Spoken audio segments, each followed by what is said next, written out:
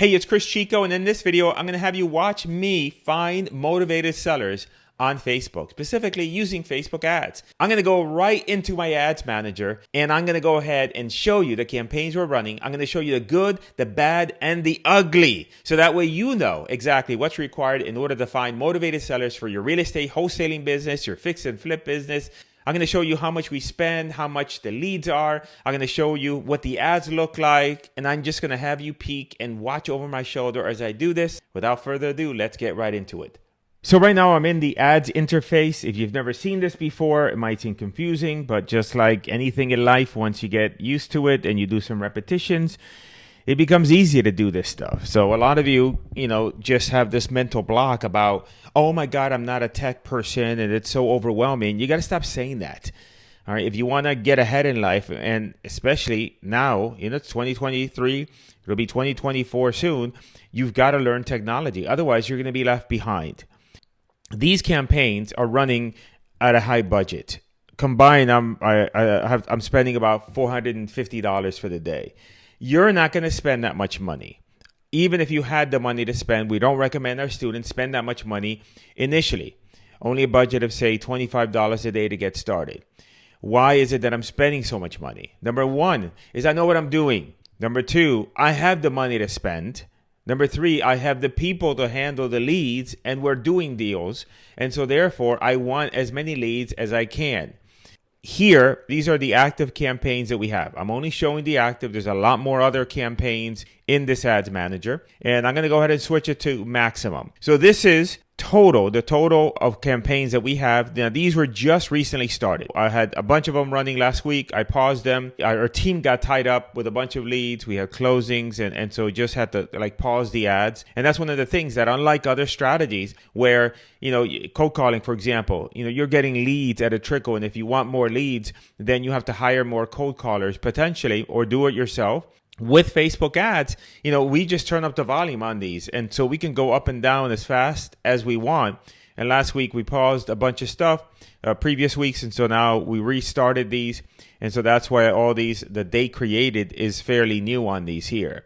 Let's take a look at what's happening here. Now, the other thing is the way you run these can also vary. By that, I mean that we can run these where it's completely nationwide. We can run them where we are targeting only a certain number of states, and we can continue to go smaller and smaller, understanding that the smaller we go in geography, the more the cost per lead is. In the beginning, I recommend that you target wider. I recommend that because you may not know what you're doing. You need the repetitions. You need to talk to as many sellers as you can. And so therefore, you want larger lead volume. And so you're going to get that larger lead volume, and you're going to be able to pay less for those leads.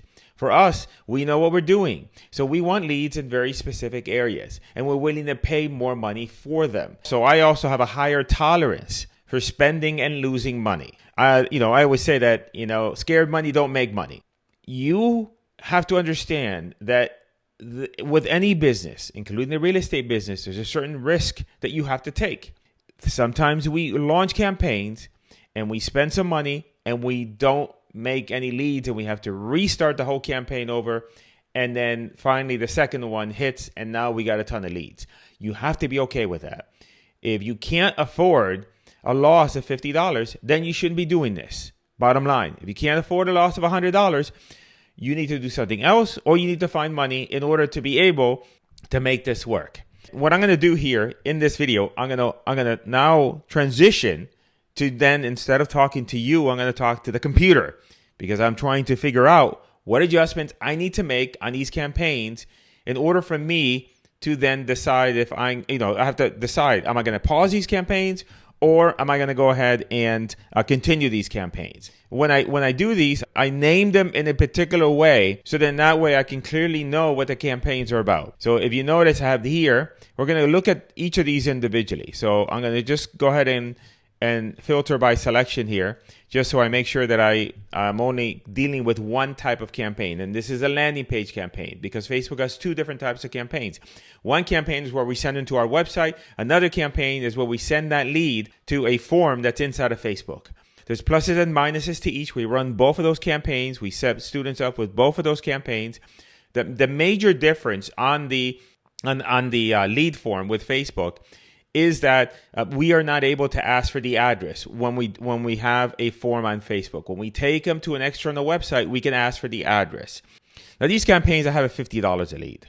The reason for that is that I'm targeting a smaller area. I'm targeting geographically into Florida, into North and South Carolina, and into Texas. Now, again, don't look at this and say, oh man, I can't do Texas because Chico's doing Texas and he's going to take up all the leads. I would have to spend like thousands of dollars a day on Texas, and I would even have the manpower to handle all the leads. So don't worry about that. Here is Florida. I'm targeting the cities. And these campaigns were running a little bit different than we would normally set up our students because I'm testing. I'm testing a bunch of these here with different ad sets, all targeting the same area to see if anyone is gonna hit. Right now, I have these two campaigns. They spent $66. Another one is $66, and these two here have not produced any leads. What I'm gonna do, because I'm also testing this new sort of campaign. And by the way, when we set up students with this, we would never set you up with any experimental campaigns that are running. We only set you up with the proven campaigns that we know will produce leads. So in this scenario, though, I spent $66. I'm going to let it go one more day and see if by the end of today, if these have any leads. If at the end of today, these don't have leads, I'll probably pause them. If I have at least one lead, I will probably let it run another day. And if it continues to get a lead a day, I will continue to run it and hoping that it will pick up and start producing a couple leads a day. That's where I'm at with those two. Now on this one here, specifically, this one generated, now this is Florida Pins, and it generated one lead at $97.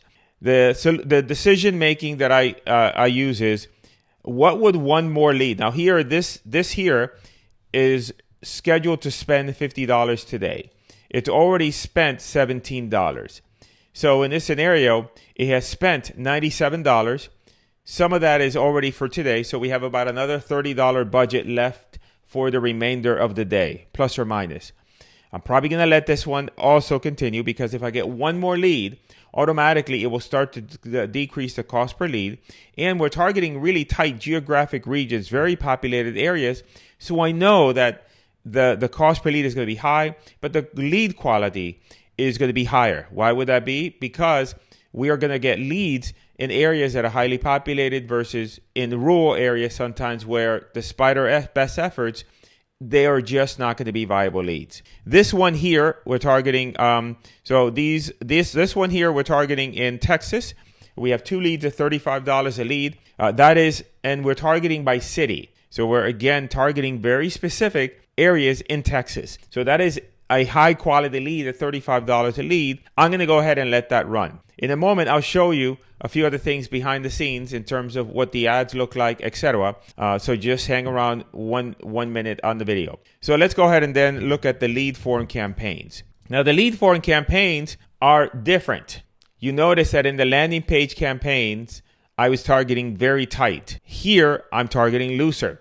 So here, what I'm doing is I'm targeting the top states. The top states that we do deals in, the ones that if we can get a lead there and we can get a deal, we have a history of being able to move these properties and making good money. That's what these are. These are also using Facebook lead form. So when we get the lead, we're not going to have the address. We'll have to text message them and ask for the address of the property. It's not that big of a deal. Here, we have 10 leads here. This one is an old campaign that I restarted to see if it would pick up where it left off. Sometimes when you pause a campaign and you restart it, it might pick up where it left off in terms of activity, or it may not. What I have to do is I have to look at for today, see if anything for yesterday. Yesterday, we did have 2 leads on that campaign. So it picked up right away where it left off. So I'm going to go ahead and let that go. Over the long term, that campaign has produced 10 leads. $38 a lead. That's an acceptable cost per lead. Again, considering that we're targeting tightly. Here are the other 2 campaigns that I started targeting top states. CBO is just the way that the bidding that we do on Facebook. We have a budget of $100 a day, and that one just started today. So we have 2 leads that came in already today at $15 a lead. That's good. We're going to let that run for sure. This is another campaign. This one got started yesterday. Now, although the start date on this one shows September 8th, it didn't really start. It didn't get turned on until today. This campaign here is a campaign that is started yesterday. $50 a lead. We have 4 leads, $13 a lead. So again, that is an acceptable cost per lead. We're going to go ahead and let that run. So those are the campaigns that we have right now. If I remove the filters and I look at activity over the last 30 days, these are all the different campaigns that we had running at some point. You can see as I scroll down, you can look at this results tab and you can see all the leads, various costs per lead, etc. Let's take a look at some of the ads we're running. I'm not going to share with you my landing page because I don't want you guys going to my landing page and filling out a lead form. But then all of a sudden, our acquisitions team is going to start getting all these bogus leads, or it's going to start calling you, harassing you because they think you're a seller. So if you do find our website, do not submit a form on there. And we can set everything up for you here.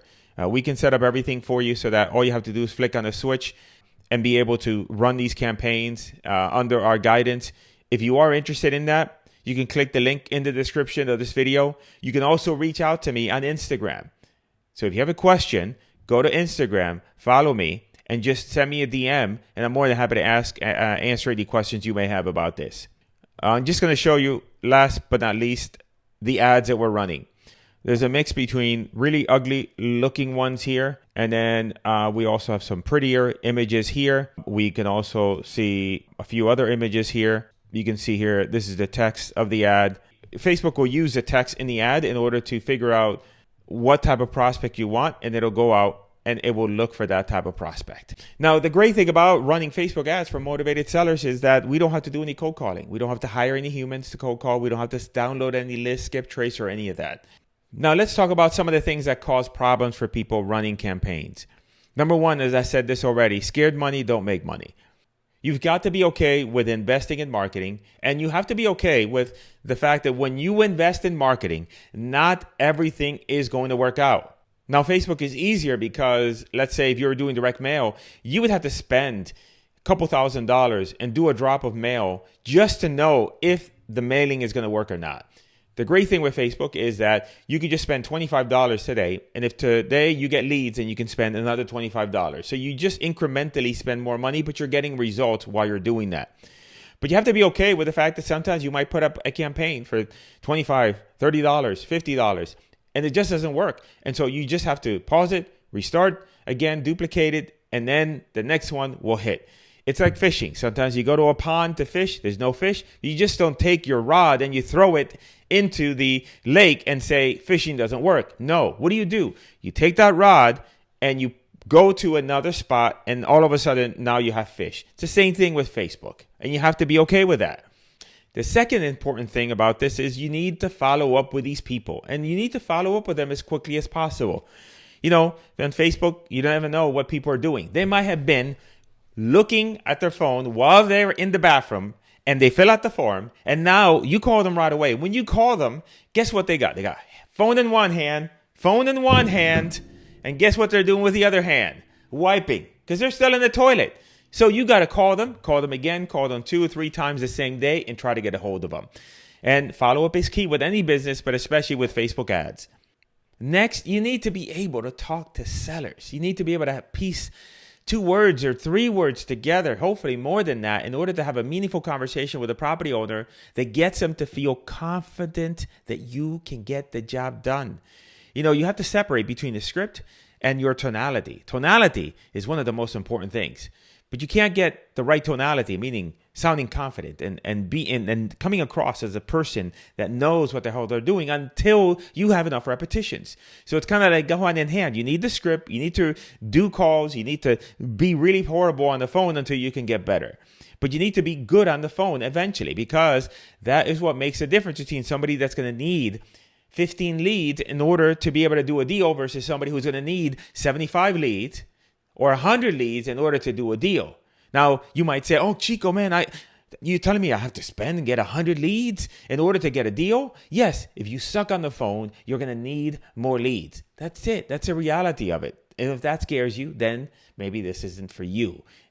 And you're going to have this problem anyway, because even if you do cold calling and spend 50 hours cold calling to get a handful of leads, and guess what? They're going to go down the tubes because you don't know how to talk to sellers. And in the end, you're going to have to go spend another 50 hours to get a few more leads. You're going to pay for it either way, either with money or with time. Last but not least, you have to set up things correctly. It's interesting that with this stuff, it's like a car. You get in the car in the morning, you put the key in the ignition, you turn on the car, and you start to drive. And you think to yourself, that was easy. You may not even think anything at all because you do it every single day. But if you take that car and you lift up the hood, you look and you see that there's a lot of things going underneath the hood in order to make that possible. That's the same thing with this. In the beginning, it's difficult. You got to make sure that you get things set up properly. We can do that for you if you want. Reach out to us. But once you have it set up, the maintenance on this, the running of this is actually quite simple. And if